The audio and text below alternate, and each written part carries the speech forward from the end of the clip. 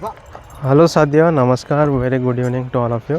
तो देखिएगा व्यूअर्स, हर कोई घर कंस्ट्रक्शन करना चाहते हैं तो फर्स्ट मेजर रोल किसका रहता है? एक तो मार्कआउट हो जाता है। मार्कआउट होने के बाद नेक्स्ट जो है एक्सकेवेशन करते हैं। उसके बाद सबसे मोस्ट इम्पोर्टेंट चीज़ जो रहता है ना, सेंटरिंग के कॉन्ट्रैक्टर का रहता है। बिकॉज़ अगर इनका काम नीट रहा समझो, तो आपका दीवार से लेके प्लास्टरिंग सब जो है ना, सभी में एक नीटनेस आता है और हम चौक में आ जाता है रूम और सब। सो मोस्ट इम्पॉर्टेंट चीज़ जो रहता है वो सेंटरिंग कॉन्ट्रैक्टर।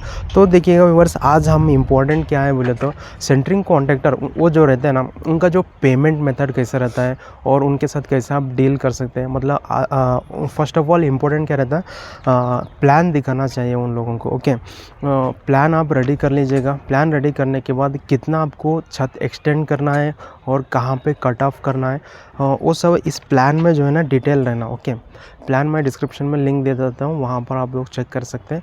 और इसका आप कितना मंजिल बांध रहे हैं, G+1 बांध रहे हैं या फिर सिर्फ ग्राउंड फ्लोर बांध रहे हैं, और फर्स्ट फ्लोर का क्या रेट रहता, सेकेंड फ्लोर का क्या रेट रहता, वो सब स्टार्टिंग में आपको बातचीत करना पड़ता है सेंटरिंग कॉन्ट्रैक्टर से। ओके, तो अभी मैं जो है ना, हमारे साथ जो है ना, हम कर्नाटका स्टेट साथ है सुनील, इनका जो सेंटरिंग फुल कॉन्ट्रैक्ट लेते हैं। सो उनसे हम बातचीत कर लेते हैं। तो फर्स्ट आपका रेट बताइए, तो कैसा रहता है आपका? सर बिल्टअप एरिया भी रहता है जी। और वो फुटिंग के हिसाब से वो स्क्वायर फीट भी रहता है। ओके, तो आप वो स्क्वायर फीट भी लेते हैं, कैसे करते हैं? स्क्वायर फीट लिया तो आपको हर टाइम मेजरमेंट करना पड़ता है। ओके। फुटिंग हो गया, कॉलम्स, लेंटल, प्लिन बीम, सब मेजरमेंट करना पड़ता है। स्टेप्स अलग रहता है जी। और स्लैब भी काउंट करना पड़ता है। और बिल्टअप बोलो तो ओनली स्लैब काउंट करना पड़ता है। अच्छा, ठीक है। और उसका रेट अलग अलग रहता है। जी। सो यहाँ पर देखिए, इस साइड के लिए हम कुछ एक रेट निर्भर किया है। तो एक मार्केट में आपको क्या चल रहा है रेट? 130। ओके, सो 130 वो सब रेट चल रहा है। तो ठीक है। अब बिल्डअप मतलब कैसा रहता है, आप जितना ऊपर का जो स्लैब रहता है देखिए, वो जितना आगे गया वो सब एरिया काउंट करते हैं। एंड उसके अंदर क्या क्या इंक्लूड रहता है? फर्स्ट चीज़, बिल्डअप एरिया में क्या इंक्लूड रहता है? इंक्लूड बोले तो आपको मशीन चार्ज और लेवलिंग एक्स्ट्रा देना पड़ता है। हाँ, एक्स्ट्रा चार्ज देना पड़ता है। अब सेप्टिक टैंक का छत आता है या नहीं, सम्प का छत आता है या नहीं, वो सेफ्टी टैंक का छत नहीं आता है और सम्प का छत नहीं आता है। ओके। और अगर स्टेयरकेस एक बिल्डिंग को एक ही रहता है, अगर एक्स्ट्रा लिया तो एक्स्ट्रा देना पड़ता है। ओके। सो साथियों, इन स्टेयर्स क्यों एक्स्ट्रा बोल रहे हैं? एक बिल्डिंग को एक स्टेप्स रहता है, वो तो पता है 3+3, बट कुछ जगह में कैसा रहता है, डुप्लेक्स रहा समझो, डुप्लेक्स अंदर की तरफ एक स्टेप्स आता है। अगर कोई रेंट भी देना चाहते हैं डुप्लेक्स के साथ, उन लोगों के लिए बाहर भी आता है। सो उस वक्त जो है ना, उसका स्टेप्स का अलग रेट रहता है। तो आप वो टप्पा के हिसाब से लेते, कैसा लेते हैं?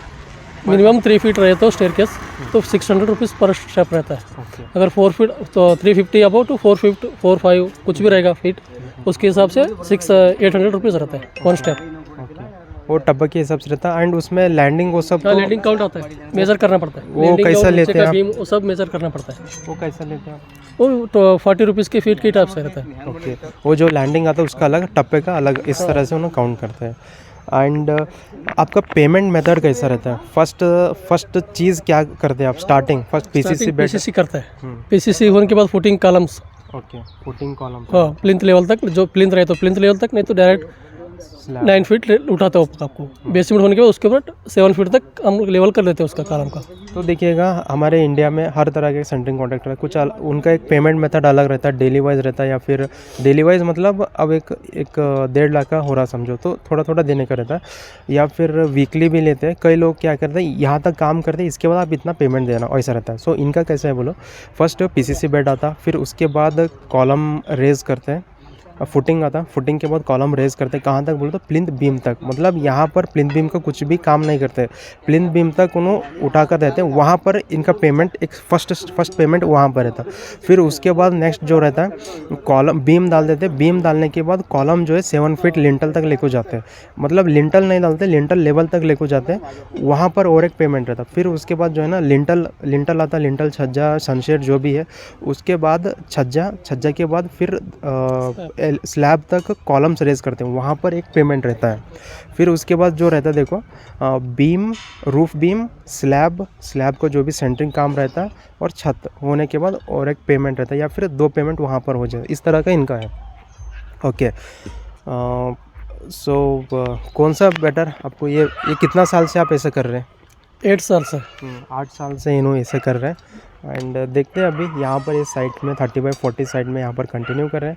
आई होप सो बेस्ट हो जाएगा। क्यों बोले तो लास्ट में क्या होता है, कुछ ओनर हो या फिर सेंटरिंग, वो मिसअंडरस्टैंडिंग होता है एंड किसी का हेडरूम भी रेज करने का रहता है। सो हेडरूम का एक 7 फीट तक, हाँ, वो कितना लेते हैं अंदर, कितना पर कॉलम तो 2000 रुपीज़ रहता है। हाइट कितना लेता है? 7 फीट।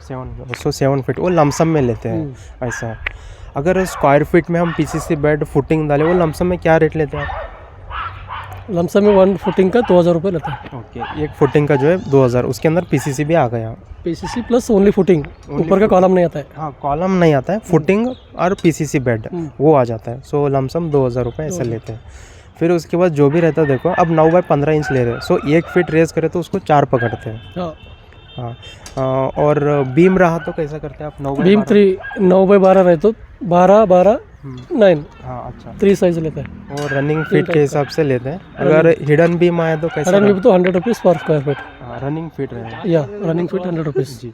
और लिंटल रहा तो लेंटल का मेजर करना पड़ता है, जैसा है वैसा। स्लैब इसमें आ जाता है। हाँ, छत का कैसा लेते हैं आप?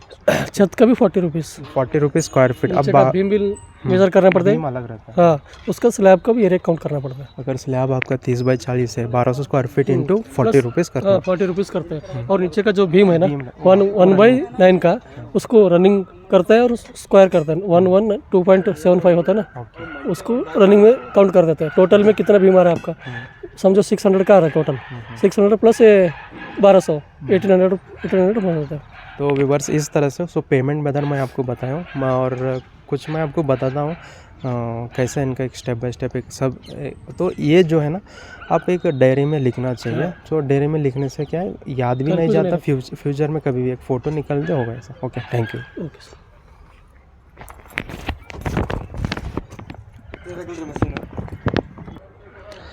सो व्यूअर्स ये जो है ना, इनका एक स्टेप बाय स्टेप रहता है। फर्स्ट जो है पीसीसी बेड डालते हैं।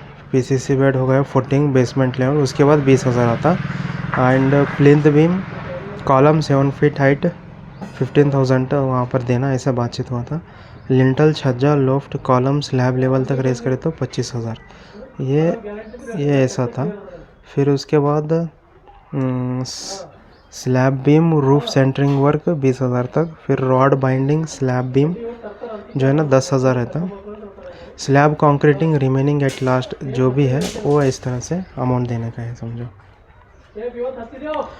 सो इनके साथ जो भी सेंटरिंग वाले रहते थे, फर्स्ट स्टेज डील कर लेना पड़ता है अच्छा सा। ये step by step amount payment है मेथड। ठीक है, थैंक यू।